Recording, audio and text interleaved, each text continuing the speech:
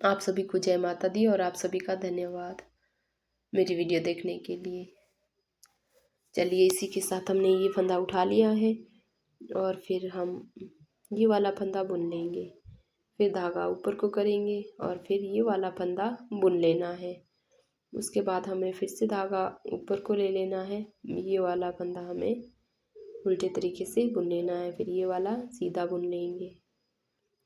फिर हम धागा ऊपर को करेंगे और फिर ये वाला फंदा उल्टा बुनेंगे और फिर ये आया फिर तीसरा फंदा, ये हमें उठा लेना है और दो फंदों के ऊपर से उठाना है। ध्यान रहे बीच से नहीं, साइड से उठाना है और साइड में छोड़ देना है। उसके बाद हमें एक फंदा बीच से जो घट जाएगा वो वहीं बढ़ जाएगा।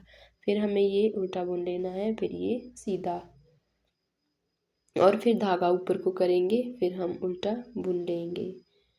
फिर से हमें ये तीन फंदे 1 2 3 और तीसरा हमें उठा लेना और छोड़ देना है।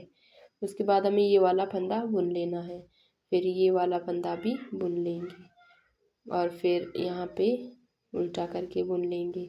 फिर यहाँ सीधा और ये वाला हम यहाँ पे ध्यान देंगे कि हम 3 फंदे बुनने हैं उल्टे सीधे और फिर ये वाला तीसरे वाला फंदा हमें उठा लेना है। 1 और ये फिर बढ़ गया आपका 2 और ये 3।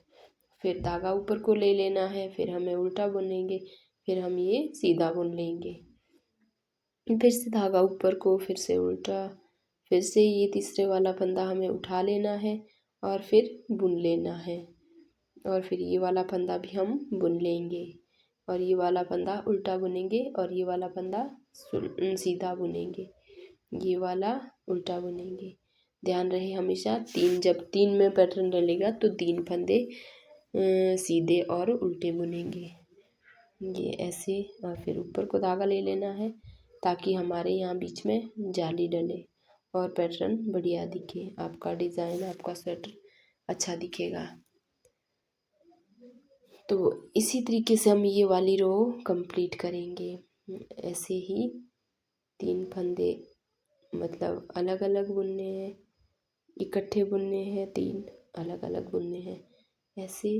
फिर हम धागा नीचे को, फिर ऊपर को, फिर ये उल्टा बुन लेंगे और ये तीसरा वाला 2 फंदों के ऊपर से हम उठा लेंगे और फिर बुन लेंगे ऐसे।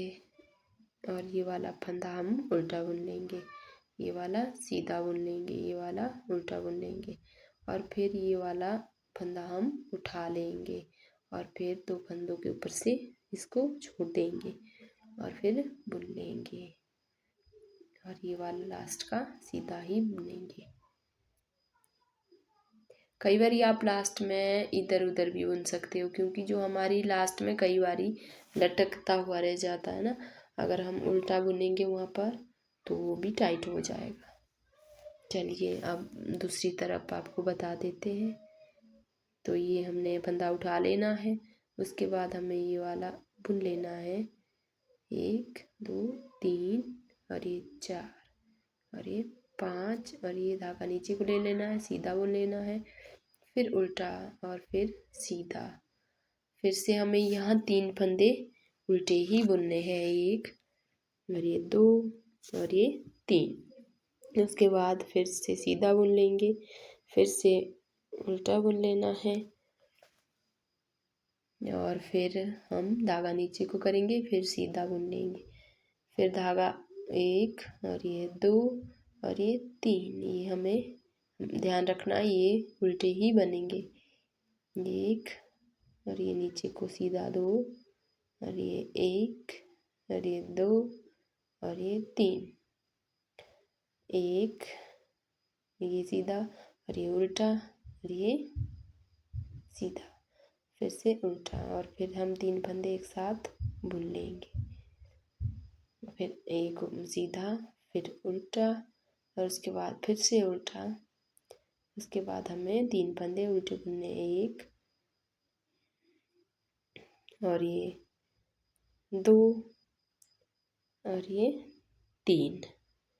फिर से हम धागा नीचे ले लेंगे, फिर से सीधा बुन लेंगे फिर से हम धागा ऊपर को करेंगे और फिर 3 फंदे एक साथ बुन लेंगे। फिर से ये सीधा और फिर ये उल्टा और ये सीधा ये उल्टा। उम्मीद करते हैं समझ आ ही गया होगा, नहीं आया तो प्लीज़ कमेंट सेक्शन में बताना, मैं बुरा नहीं मानूंगी। बाकी मेरी वीडियो पसंद आए लाइक करना, शेयर करना, सब्सक्राइब करना मेरे चैनल को, और मुझे भी आगे बढ़ने का मौका मिलेगा इसी करके। नए नए वीडियो देखने के लिए मेरे चैनल को सब तक पहुंचाना, सब्सक्राइब करना आप करेंगे तो सब भी कर ही लेंगे। बाकी इसी के साथ ही आप सभी को ढेर सारी दुआ देती हूँ, माता रानी आप सबके घरों में ढेर सारी खुशियाँ दें। बाकी ये डिज़ाइन मैंने कंप्लीट कर दिया है, ये ऐसे बनता है। कल मैं फिर और एक वीडियो के साथ उपस्थित होंगी, तब तक के लिए बाय बाय।